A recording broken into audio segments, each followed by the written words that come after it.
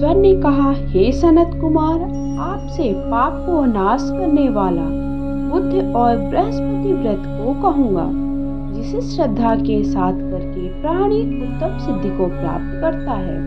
ब्रह्मा ने चंद्र को ब्राह्मणों के राज्य सन पर अभिषेक किया। इसी काल में चंद्रमा ने श्री बृहस्पति को तारा नाम वाली पत्नी को देखा। वह रूपी यौवन संपन्न लावण्य मदगर्भित देख उसके रूपी यौवन पर मोहित हो काम बाण के वश में हो गया। अपने घर में रख चंद्रमा ने गुरु पत्नी को बल से उपभोग किया। इस प्रकार बहुत काल बीत जाने पर उसे एक पुत्र हुआ। वह विद्वान, रूपशाली, सर्व लक्षणों से युक्त बुद्धि नाम से प्रसिद्ध था। बृहस्पति अपने स्त्री को खोजते हुए चंद्रमा के घर में गए। चंद्रमा से कहा, मेरी पत्नी को दे दो। गुरु की स्त्री के साथ तुमने कैसे गमन किया? गुरु तुल्य पाप से तेरा कैसे छुटकारा होगा? हर हर महादेव, श्री शिवाय नमस्तुभ्याम। मेरे YouTube चैनल पे आप सभी का बहुत बहुत स्वागत है।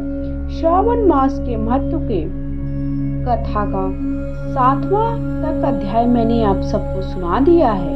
आज मैं 8वां अध्याय आप सबको सुना रही हूँ। तो ये अध्याय सुनने से पहले 1 से 7 तक के अध्याय का श्रवण करें, उसके बाद ही 8वें अध्याय का श्रवण करना चाहिए। और अगर आपको समय जब भी मिलता तब आप श्रवण कर सकते हैं। वीडियो देखने के बाद थोड़ा भी पसंद आता है तो वीडियो को लाइक करके, चैनल को सब्सक्राइब करके, कमेंट बॉक्स में हर हर महादेव, श्री शिवाय नमस्तुभ्याम अवश्य लिखें। चलिए आगे सुनना प्रारंभ करते हैं। इस बड़े पाप के संयोग से तुम्हारी कैसे बुद्धि हुई? तेरी इस प्रिया अपने गुरु की स्त्री को मुझे चुपचाप दे दो। प्रायश्चित को एकांत में आप करके पाप से रहित हो जाओ। यदि ऐसा ना करोगे तो इंद्र सभा में तेरे इस पाप को कहूँगा। बृहस्पति के यूं कहने पर भी कलंकित चंद्रमा ने गुरु पत्नी तारा को नहीं लौटाया। देव सभा में जाकर बृहस्पति ने इस वार्ता को कहा कि मेरी पत्नी को चंद्रमा ने ग्रहण कर लिया है और वह मांगने पर भी मेरी पत्नी नहीं देता है।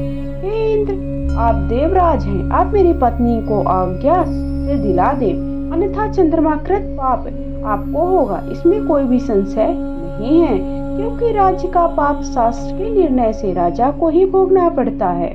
दुर्बल का बल राजा है, यह पुराण में कहा गया है। गुरु की वार्ता सुनकर इंद्र ने चंद्रमा को बुलवाया, क्रोध से आज्ञा दी कि हे चंद्र, गुरु बृहस्पति की पत्नी को दे दो। अन्य की पत्नी के संगमन करना पाप कहा गया है। गुरु पत्नी के संगमन तो महापाप है। अतः हे चंद्र, गुरु की भार्या को बिना किसी विचार के लौटा दो। इंद्र की वाणी को सुनकर निशापति ने कहा, आपकी आज्ञा से भार्या को दे देता हूँ, पर पुत्र को ना दूंगा। ये मेरे से उत्पन्न है, मेरे वैभव से संपन्न है। इस बात पर बृहस्पति ने कहा कि यह पुत्र मेरे से उत्पन्न है। इसमें देवतागण को संशय उत्पन्न हो गया। देवताओं ने यह विचार करके शरीर से पुत्र पैदा हुआ है। इस वार्ता को माता जानती है। देवताओं ने बृहस्पति की पत्नी तारा से पूछा, किसके द्वारा गर्भ है? एक कल्याणी, सत्य कहना, तुम मिथ्यावाणी मत कहना। लज्जा से संपन्न तारा ने कहा, चंद्र का औरस और बृहस्पति का क्षेत्रज पुत्र है। आप लोग जिसे सुयोग्य जाने उसे दे दे। ऐसी वाणी सुन देवताओं ने साथ से विचार कर उस बुद्ध लड़के को चंद्रमा को दे दिया। इससे गुरु को खिन्न देख देवों ने दोनों को वर दिया। चंद्रमा से कहा कि हे चंद्र, तुम घर जाओ, ये पुत्र तुम्हारा है। चंद्रमा तथा बृहस्पति पुत्र यह ग्रह होगा। हे सूर्याचार्य, और ये शुभ वर को ग्रहण करो। जो मेधावी दोनों का मिलकर एक साथ व्रत करेगा उसे सब सिद्ध होगी। ये सत्य है, इसमें कोई भी संशय नहीं है। शंकर जी के प्रिय श्रावण के महीने में प्राप्त होने पर बुध और गुरुवार के दिन जो अर्चन और पूजन करेंगे, नैवेद्य दही, और गुरुवार के दिन भात दे दोनों मूर्ति लिखना। स्थान भेद से फल भेद होता है। जो मूर्ति को झूले पर लिखकर अर्चन करता है, दीर्घायु संपूर्ण गुणों से युक्त पुत्र प्राप्त करता है। जो प्राणी खजाने में मूर्ति लिखकर यदि अर्चन करेगा, उसके खजाने की यह वृद्धि होगी, उसका कोई भी क्षय नहीं होगा। पाकशाला में लिखकर अर्चन करने से पाक वृद्धि, और देवगार में लिखकर अर्चन करने से देव की दया होती है। शयन ग्रह में लिखकर अर्चन करने से स्त्री का वियोग कभी नहीं होगा। धान्य ग्रह में लिखकर अर्चन करने से धान्य की वृद्धि, इस तरह तत्स्थान में उसका फल प्राप्त होता है। 7 साल व्रत करके उद्यापन करे, पहले रोज अधिवासन करे, रात्रि में जागरण करे, सोने की प्रतिमा का निर्माण कर विधि विधान से अर्चन करे, पूजन करे, 16 उपचार द्वारा अर्चन कर होम करे, तेल घी खीर प्रज्वलित अग्नि में दे दे, चिड़चिड़ा और पीपल की समिधा से होम कर पूर्ण आहुति दे, मामा तथा भांजे को अच्छा भोजन कराएं, अन्य ब्राह्मणों को भोजन कराएं, स्वयं भी भोजन करें। इस प्रकार 7 साल तक व्रत करने वाले व्रती सभी इच्छाओं को प्राप्त करते हैं। सनत कुमार ने शंकर जी से कहा, हे भगवान, आपने जो मामा और भांजे को भोजन कराओ ऐसा कहा है, इसके कारण को कहें। ईश्वर ने कहा, हे सनत कुमार, पहले समय में मामा और भांजा दोनों दरिद्र थे। वो दोनों भोजन के लिए घूमते थक गए थे। किसी सुंदर नगर में वो दोनों धन मांगने के लिए गए।